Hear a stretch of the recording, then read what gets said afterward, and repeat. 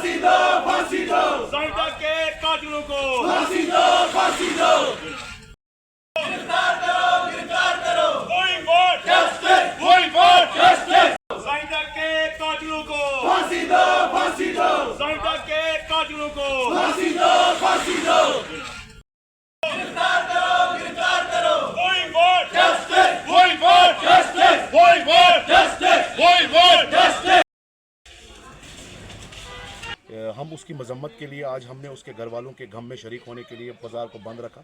बाकी जो भी हमारी डिमांड रही उसके रिलेटेड जो भी हमारा एडमिनिस्ट्रेशन को वहाँ बुलाना हुआ, ये एसडीएम साहब के दफ्तर के सामने एक धरना हुआ।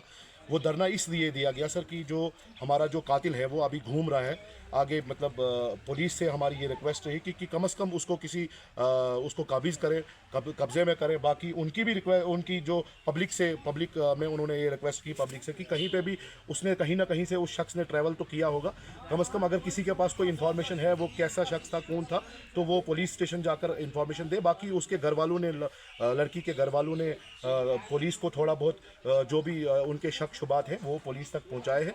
बाकी हमारी भी कोशिश रही, हमने उनके गम में शरीक होने की कोशिश की। ऐसे इंसान को कब, मुझे तो ये बोलने में कोई गुरेज नहीं है। हमारे कानून में अगर कोई ऐसा कानून है कि जिस पे एक फांसी मिले, उसको फांसी, वो ऐसे शख्स को फांसी होनी चाहिए। और ये पूरे इलाके के लिए एक मिसाल कायम होनी चाहिए कि ऐसे काम के पीछे ऐसी सज़ा होती है। ऐसा ना हो कि कल को वो जेल जाए, 2-4 साल 3 साल जेल जाए और उसके बाद वापस आए और एक इलाके में फिर से एक शह मिले कि ऐसे इंसानों को कुछ नहीं होता है। ऐसे ये वाजिया होना चाहिए पब्लिक में कि ऐसे इंसानों का कत्ले आम होना चाहिए, सीधे फांसी की सज़ा होनी चाहिए और कोई सज़ा ऐसे लोगों को नहीं, सिर्फ फांसी होनी चाहिए। रिक्वेस्ट है कि जितने भी हमारे उलमा इकराम हैं वो कम से कम मस्जिदों में ये अपने खताब में ये बोले, जैसे ड्रग्स जैसी चीज़ है वो आम हो रही है हमारे माशरे में, ये मस्जिदों से शुरू करें हम, बाज़ारों से शुरू करें हम, अपने घरों से शुरू करें हम, ताकि इस चीज़ को रोक पाएँ। और इन्हीं चीज़ों की वजह से ऐसे काम अंजाम होते हैं।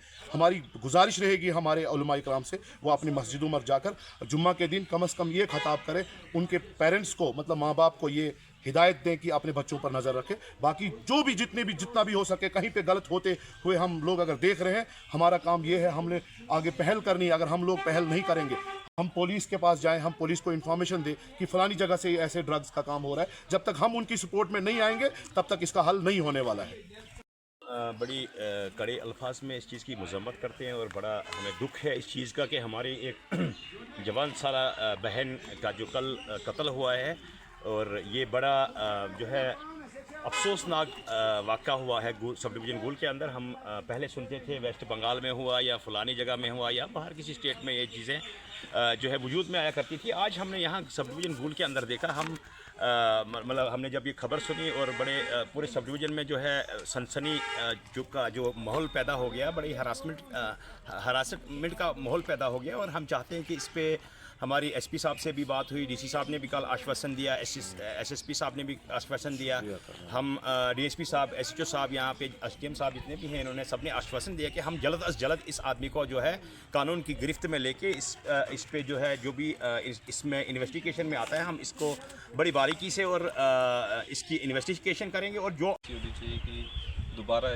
कोई करने से पहले 10 बार 1000 बार सोचे कि ये चीज़, और ये दरिंदगी है, ये किसी तरीके से बर्दाश्त कोई भी नहीं करता एक सोसाइटी में, ठीक है। वो हमारी बहन थी, मतलब, तो हमें भी दुख है, जैसे आप लोगों को भी है। एक गरीब फैमिली से वो बिलोंग करती थी, ठीक है। ये ऐसा इंसिडेंट होना नहीं चाहिए, और जो कानून में है जो करते हैं कि आप भी हमारी थोड़ी हेल्प करो। बिल्कुल सर, हमने एक कोशिश की थी कि कहीं सीसीटीवी में वो बंदा या वो लड़की वो ट्रेस हो, पूरा दिन लगाया, किसी सीसीटीवी में वो नहीं आया, क्योंकि जो सीसीटीवी लगाए हैं वो दुकानों के शटर के अंदर है। लेकिन किसी तो बंदे ने देखा होगा उनको आते जाते।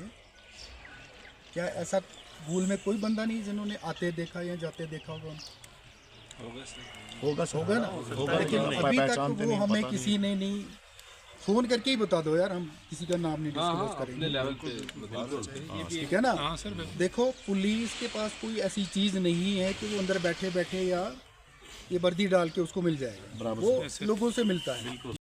उस लड़की की शिनाख्त जो कर सकता है कि वो कहाँ से गई है, प्लीज़ हमें बता दो, ताकि हमें ट्रैक मिल जाए कहाँ से गई है हम उन जगह जो अभी तक हमने देखो जो भी अभी तक हमने किया वो आप लोगों की आंख के सामने किया है। बिल्कुल सर। 6:30 बजे हमें पता 6 बजे हमें पता चला, तकरीबन 1 घंटे तक हमने क्रैक कर लिया है लड़की कहाँ है, उसके घर वालों को भी बता दिया कहाँ है। हम पहुँचे, आप लोग पहुँचे, हम कितनी बजे वहाँ से आए, आप कितनी बजे आए हो, ये आप सब लोगों को पता है। हमने कल से क्या किया ये आप सब लोगों को पता है। हमारी ये रिक्वेस्ट है कि हमारी इस चीज़ में क्रैक करने की मदद करें किसी ना किसी तरीके, जैसे आप कर सकते हो वो मदद कीजिए हमें, चाहे छोटी हो बड़ी हो, क्योंकि ये हम सब का फरीज़ा है। ये समझो ये एक बर्डन है अभी सोसाइटी पे, ये सारा ये बर्डन है, सिर्फ पुलिस पे नहीं, एडमिनिस्ट्रेशन पे नहीं है, ये सोसाइटी पे भी बर्डन है। ये क्रैक करना है, ये आप लोगों की मदद से हमने क्रैक करना है, क्योंकि जैसे साहब ने बोला वर्दी लगा के कोई ऐसी चीज़ नहीं आती कि हमें दूर से पता चल जाता है। हमारे पास वो छड़ी नहीं आती है कि जिससे हम इधर दबाएं कि हमें पता चले, लेकिन हमारे आँख कान वो सारे आप लोग भी हो ना, वो लोग जो पुलिस की मदद करते हैं, सब लोगों से मेरी ये रिक्वेस्ट है कि इस आज तक भी यहाँ के गोल के लोगों ने पुलिस की काफ़ी हेल्प की, हर एक चीज़ में हेल्प की, हर एक चीज़ में ताउन किया। रिक्वेस्ट ये है कि इस चीज़ में हमें स्पेशल ताउन चाहिए, क्योंकि ये एक स्पेशल नेचर का केस है, इसको अपनी पैन लेके करें। हम तो कर ही रहे हैं। आपसे मेरी रात को कितनी बजे बात हुई, सुबह कितनी बजे बात हुई, कौन सोता है कौन क्या करता है वो हमें पता है, कितनी बजे सोते हैं, कितनी बजे हम कितनी नींद कर रहे हैं, ये हमें पता है, कितना आराम कर रहे हैं। आपसे ये रिक्वेस्ट है कि हमें इस चीज़ को क्रैक करने में मदद कीजिए। और जो मैंने बोला है, किसी का नाम फेसबुक पे किसी का नाम, मीडिया फैमिली से रिक्वेस्ट है, किसी इन्वेस्टिगेशन के रिलेटेड कोई चीज़ ना बोले, कोई भी चीज़ ना बोले। शुक्रिया।